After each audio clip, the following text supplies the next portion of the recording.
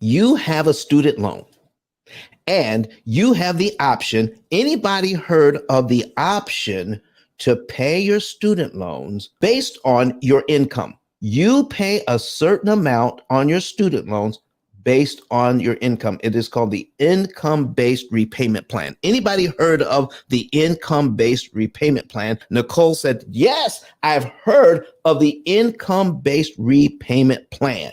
All right. So I'm going to put something on the screen here and we're going to talk about the income-based repayment plan. Since I did that, we're going to put an amortization schedule on the screen. I've got $100,000 in student loans.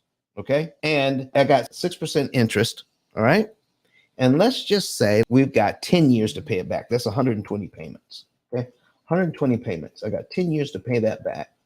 $100,000 in student loans. Let's see. Here's my payment. $1,110.21. If you want to know why your student loans are larger now and you've been paying every single month for years, because they gave you an income-based repayment program. Now, when they lower your payment, guess what they don't do? They don't reconfigure your loan. Whatever your loan is, it stays the same. In other words, there's a certain amount of interest that you're supposed to pay. In fact, on the very first payment here, your interest payment is $500. Your first interest payment is $500. And if you get an income-based repayment program, here's what they don't do. They don't give you a new amortization schedule. They just don't do it. Nope. You don't get a new amortization schedule. What they do is they just give you a lower payment. In every single payment you make on an amortization schedule, whether it's a credit card, a car loan, a student loan, a mortgage, whatever it is, the interest is paid first, not the principal. The interest is paid first, and then the other money goes to principal. So when they lower your payment, if your payment is less than the $500 in interest, that is a problem. That is called a negatively amortized loan. What is negative amortization? Amortization means paying off a loan with regular payments so that the amount you owe goes down with each payment.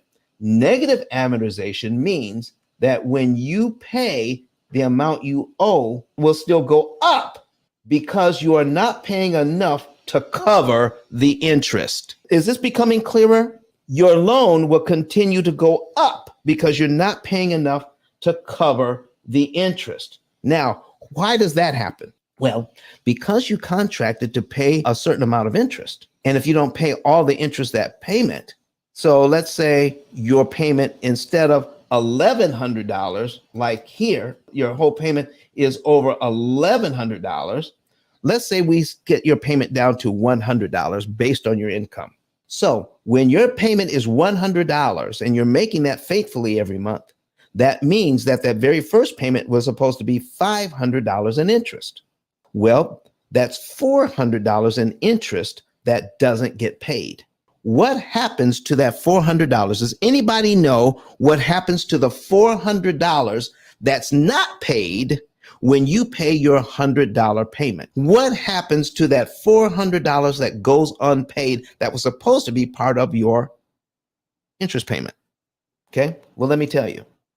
It becomes capitalized. Capitalized interest, let's just see what that means. Interest capitalization occurs when unpaid interest is added to the principal amount of your student loan. There it is, capitalization. One more time, interest capitalization occurs when unpaid interest is added to the principal of your student loan, and which means now you start to pay interest on your interest. This is why your loan gets bigger. If you stay on that thing, then your loan gets bigger and you start to pay interest on your interest and you never pay it off. Why would a company allow you to do that? Why would any company allow you to do that? Because, folks, They already received their money.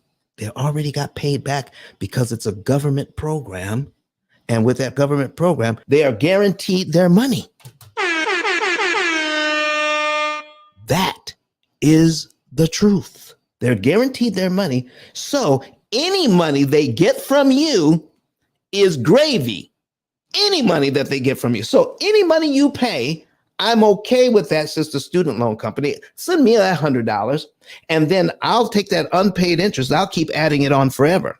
Do you know I have clients who have mortgages now and families. If the student loans get too big, it is actually cheaper to continue to pay the small payments and never pay them back because now the loans are just too big to pay back. Now, they're not too big to pay back. Even if you have a negatively amortized loan, if you understand interest cancellation, you can pay off your student loan and your mortgage and your car loan in an average of 7 to 9 years, even if they've been adding unpaid interest to your loan. Yeah. And folks, listen, I'm not making this up. You see it on the screen. This is what's happening. So what are we going to do about it? For most people, they're not at the position where their student loans are so huge, it doesn't make sense to pay them back. Very few people are there. Some are there, but very few people are there.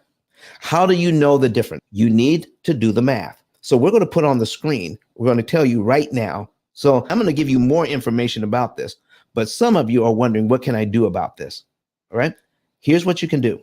You can get a savings and earnings report. How would you like to know how to pay your loans back using interest cancellation techniques in an average of 5 to 7 years? Even if you have a mortgage, even if you have other loans, even if a car loan, if you've already started your family and you have a house and you got all these things going on, how do you pay back those student loans, even if they're negatively amortized?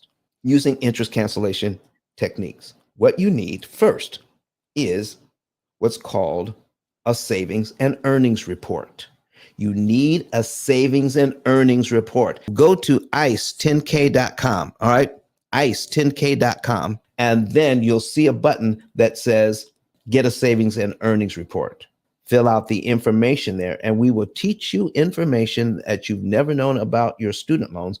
I will tell you, my team will tell you the month, day, and year you'll be debt-free on all of your debt, including the student loans, and how much interest you can save by using ICE techniques. Kill your student loans with ICE. Melt your student loans away with ICE. ICE stands for the Interest Cancellation Expert. ICE also stands for Interest Cancellation Eliminates. And you can put whatever you want after that. Interest cancellation eliminates student loans. Interest cancellation eliminates mortgages. Interest cancellation eliminates car loans, any loans, credit card loans. Interest cancellation eliminates your debt. Not more money, not trying to use a snowball method, not trying to use the avalanche method, but interest cancellation eliminates, ICE eliminates your loans. Eliminate your loans with ICE. And that's what we're talking about. But Don has some valuable information that can contribute to the quality of a person's life. And it only costs you a few dollars. It's his book. Why not get that?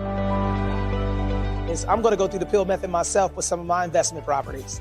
So I'm going to link up with Don, and then I'm going to sit down with him, show him my investment portfolio, and see how I can eliminate interest.